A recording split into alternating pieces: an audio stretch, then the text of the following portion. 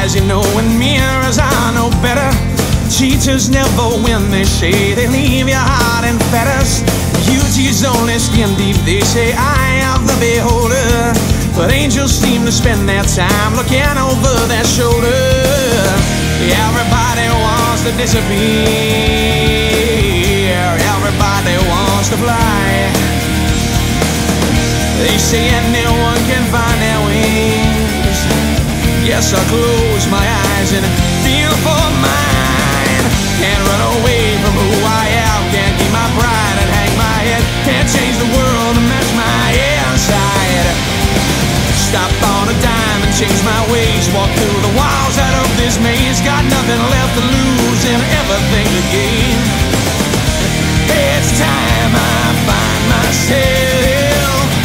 It's time I find myself. It's time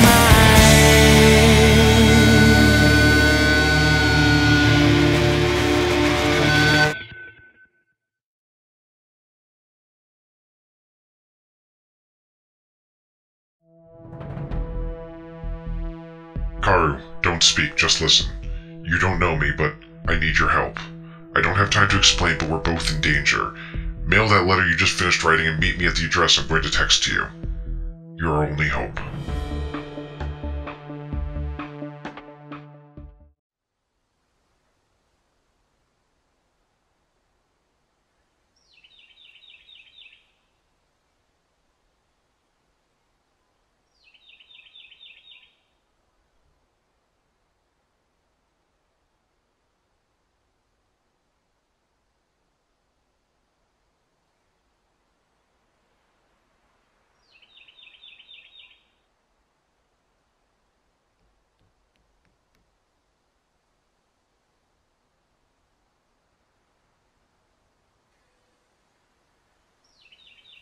No one here yet.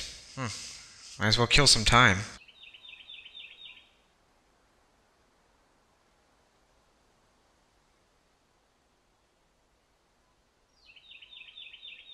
Dear movie-going public, as many of you know, Marvel's next film, Guardians of the Galaxy, will be coming out at the beginning of next month. This is a huge deal for Marvel Studios, since it's arguably the most obscure title they've yet to take on for film. Still, I have seen 17 minutes of the film so far, and can tell you that if that is any indication, it should be awesome. Regardless, while helping my parents pack to move out of the house that I grew up in, between crying manly tears of great sorrow, I found my Series 1 Marvel cards. And wouldn't you know it, there's a Guardians of the Galaxy rookie card in there.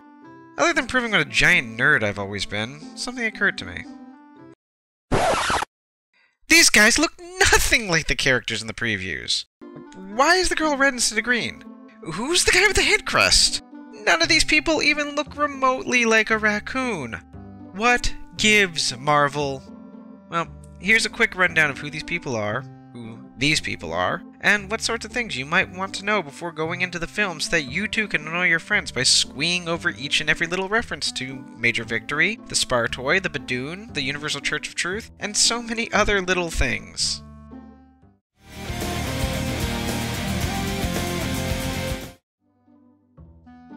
Though the Guardians got their first standalone book in 1990, they were all over the Marvel Universe starting in 1969 with their introduction in Marvel Superheroes number 18.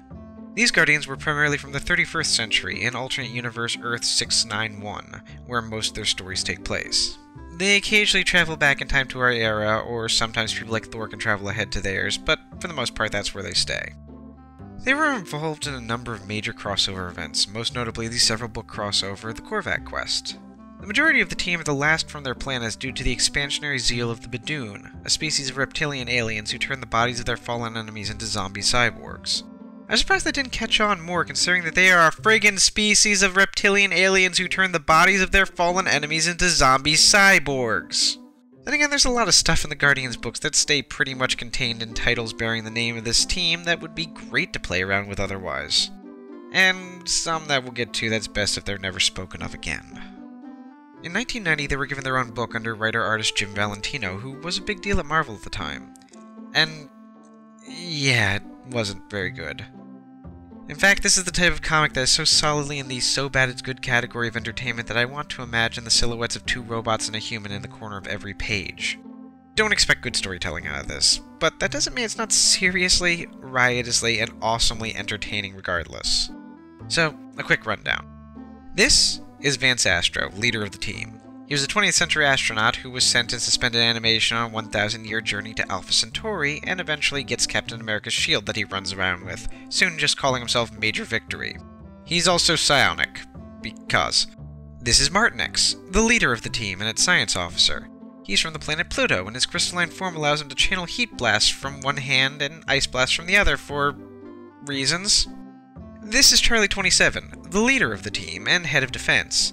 He's a Jovian who is super strong due to his people having adapted the weight of being on one of Jupiter's presumably moons, because that's how gravity and evolution work. This is Yondu. He's not the leader of the team at all, thankfully.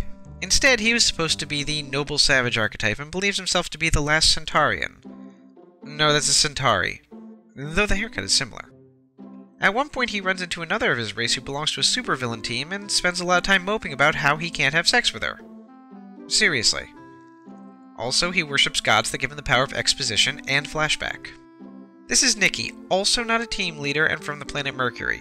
She spends most of her time being suspicious of the only other female who walks on the ship, the Skrull Girl replica who joins the team briefly, and hits on several men.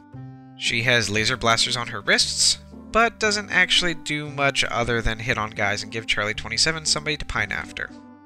Finally, this is Starhawk and Alita, who are the same person when we meet them in the series, a husband and wife who are sharing a body that Starhawk rarely gives up. They are eventually separated, and Alita makes it pretty clear that between letting her children die and trapping her in the shared body for years, she pretty much wants a divorce. Alita's powers are that she controls lights, and Starhawk's are whatever he needs to do to move the story forward, but mostly just always knowing the future and being really melodramatic about what he can and cannot say. Even the other characters think that his oft-repeated, "Trust one who knows" line is pretty bad. There are a few minor characters here and there, but that's the core group. Their adventures take them from place to place, mostly finding reasons to interact with more familiar Marvel characters, such as when they got Cap's shield from Vision, who is still alive and just living in a computer, when they meet the new host of the Spirit of Vengeance that is fighting the influence of the Universal Church of Truth, and even when they fight Wolverine's great-great-great-granddaughter on a planet Magneto founded. So when I say that it's so bad it's good, I present as Exhibit A. The first villain we see is named, I wouldn't make this up, Taserface. It's a big laugh. It's real! Taserface. and look at his introduction. Look at that art, the lettering. They really think we're going to take Taserface seriously. He's part of a race known as the Stark because they found a spaceship filled with Tony's tech and learned how to use it over the course of many generations. They now worship Tony Stark, which I'm sure would please him to no end. All wear piecemeal Iron Man-style armor, and Taserface here can fire repulsors from his face. Not his eyes or things on his helmet, his whole damn face. Oh, and they're matriarchal for more reasons, I don't know. Taserface later loses his name to punish him for failing in battle, and for some reason he seems disappointed about this. He's later given another name. Do you think it'll be worse? I'll let you be the judge. Overkill! The Stark and Overface are frequent villains, but not nearly the only ones we'll see. But first,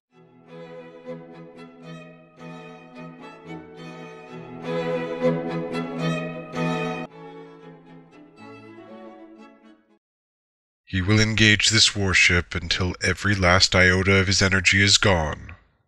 Alone if he must. The wielder of light is left behind to deal with the Stark. Alone.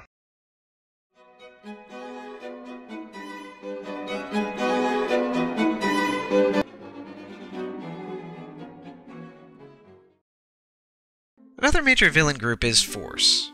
Not the Force, just Force. It took me a while to parse the dialogue when their name was first introduced, since it really looks like it needs something there to make it work, but no, it's just Force. This is one step away from just changing it to a symbol. I love their introduction, since they all do their special thing with narration boxes explaining it. Then their leader points out that he has no idea why they all just did their special things. Even Valentino's characters don't get his rambly, forced dialogue and narration. Force is a bunch of people that I'm not going to go into because they're not important or developed in any way except for Photon, who is also not developed, but gives Yondu something to be depressed about when he thinks she's the only one of his race still left alive, and she doesn't want to have sex with him despite his wearing these super special Centaurian earrings that indicate you're old enough to have sex. Seriously. Finally, we have the Universal Church of Truth, who will come back later, but right now are just a really powerful religion that colonizes and converts whole planets.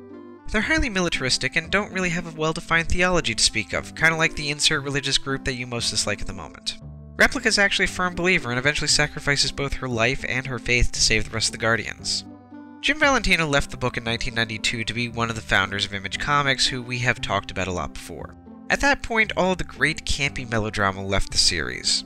Sure, it was technically better, but it was also a lot more boring. At least when Valentino was in charge, it was fun to laugh at. After he left, they became just a generic super team. I didn't expect I would say that until I wrote it, but it's true.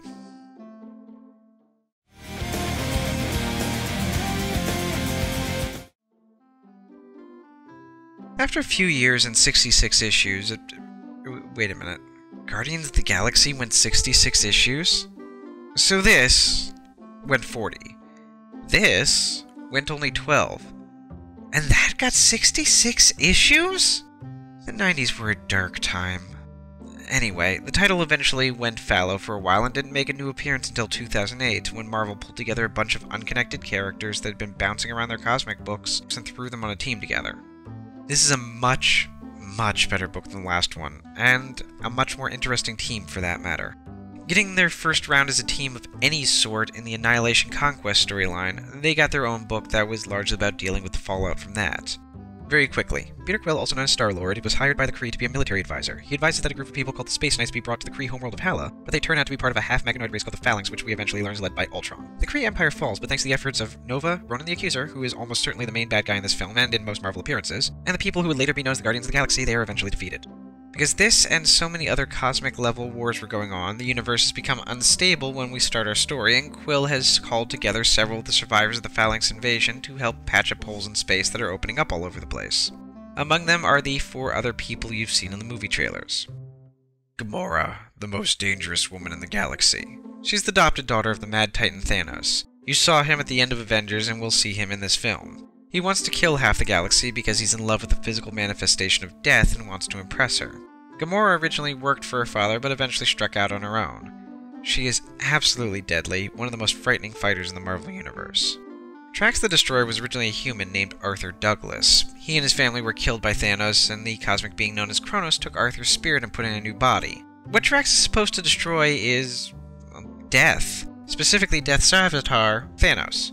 Before this story started, Drax did just that by literally ripping the guy's heart out of his chest. Rocket Raccoon was genetically engineered to care for the patients on a colony for the mentally ill called Half-World. Specifically, he was the main law enforcement officer on Half-World, which is why he's an expert marksman and master tactician. Rocket and the rest of the genetically engineered animals on the planet eventually left. He became a mercenary for a time and was chosen to help Star-Lord free Hala from the Phalanx, where he also became friends with Quill and Groot. Groot is the 23rd monarch of Planet X, main world of the branch planets.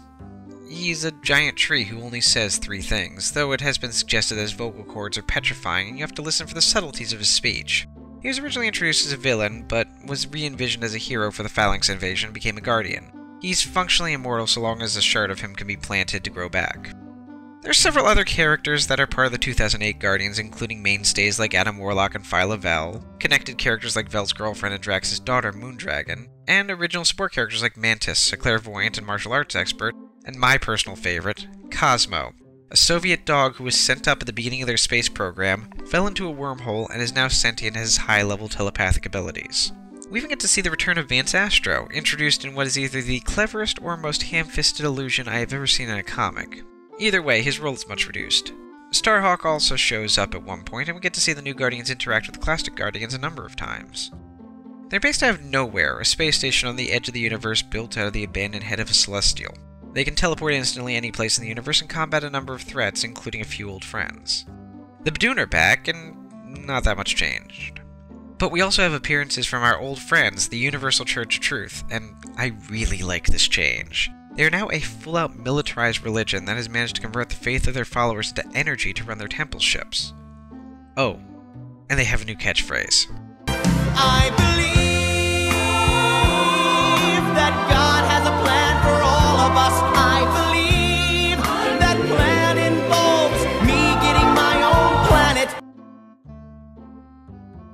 There are a few other threats, but those are the two big ones, not counting the ever-present scare of Thanos that looms over everything in Marvel comic books. Even though Drax killed him, the Cosmic guys know that doesn't mean much in a comic. This run ends with a war between the Shi'ar and an alliance of the Inhumans and Kree that results in the explosion of a Terrigen bomb which, despite being warned, rips a giant hole in the universe to another dimension where there is no death. Everything just keeps growing out of control. They dub this the Cancerverse and it becomes a focus of things while the Universal Church turns Adam Warlock into their own dark god. I believe that God lives on a planet called Kolob. I believe that Jesus has his own planet as well. And use him to give rebirth to Thanos. Star-Lord eventually gets trapped in the Cancerverse in order to stop the Mad Titan. End of the run until 2013. Overall, this was a much better run than the original Guardians. Still funny, but the jokes were on purpose this time around. There is, however, one more run to discuss.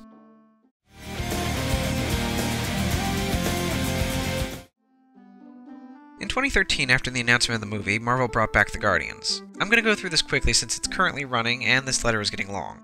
This run, written by Brian Michael Bendis, so you know they're pulling out the big guns to make it good, starts by rebooting Star-Lord's origin a little.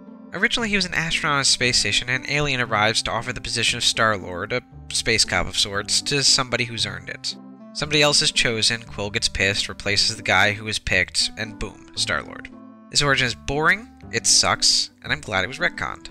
Now we find out that Peter Quill's mother lived pretty far from civilization, saw an alien ship land. She went over to help, met the pilot, Jason, and helped patch him up. Jason spent a year there trying to repair his ship and slowly falling in love with Meredith Quill. When his ship was repaired, he left Earth to return to the war he was fighting, also leaving a very pregnant Meredith. When Peter was 11, the Badoon attacked his home and killed his mother, trying to destroy Jason's bloodline. Quill found the one-of-a-kind element gun his father left behind and blew up his house with the Badoon in it. He eventually made his way into space and never looked back. The Guardians in this are mostly the 5 from the movie, though we get other major characters joining for brief periods. Iron Man runs with them for a while, as does Captain Marvel. Agent Venom is currently one of the Guardians. We get a brief cameo from Mantis and another pointless classic Guardians story. At least they stopped putting Nikki and Alita in these, so I guess the boring men will have to hit on each other. They also introduce Angela. Who's she? She's a character that Todd McFarlane created for Spawn, and Marvel got the rights to in a highly ironic twist of legalities, so they've decided to introduce her to this universe here. At first, I didn't much like her, but the more I see, the more I dig the character, especially her interactions with Gamora. Oh, and Rocket's got an adorable new catchphrase. Nowhere is also returned, but this time re-envisioned as a sort of space bazaar. I suspect, since it was mentioned in one of the trailers, that this is the version we'll see in the film. The story mostly focuses on the relationship between Quill and Jason, who turns out to be the Emperor of the Spartax Empire. He is pretty middle of the road in that he's a dictator, but the only opinion on how malevolent or benevolent he is we get from Peter, who spends a lot of the book alternately yelling at and trying not to get captured by him. In this version, Star-Lord is what you call the prince and heir of the Spartoi, so Quill has a complex relationship with the title. This is the best Guardians run so far. I buy into the characters more, the plot is coherent and doesn't rely too heavily on crossovers, and the characters get the most depth while keeping the humor up. I hope it lasts for a long time. That should more than cover you for this movie so that you can get the inside jokes, the exciting reveals, and all the references. I have no doubt that you could enjoy it without those, but it's always more fun to get the little things like the at least one classic Guardian who will be in this movie. You can get a few more details on the non-Guardian specific references by taking a look at Movie Bob's video from when the first preview came out. That one's only about 5 minutes. Beyond that, James Gunn is a solid director, the characters are interesting, and the movie should be an excellent addition to the Marvel Cinematic Universe. Trust one who knows. Sequentially yours, Carver.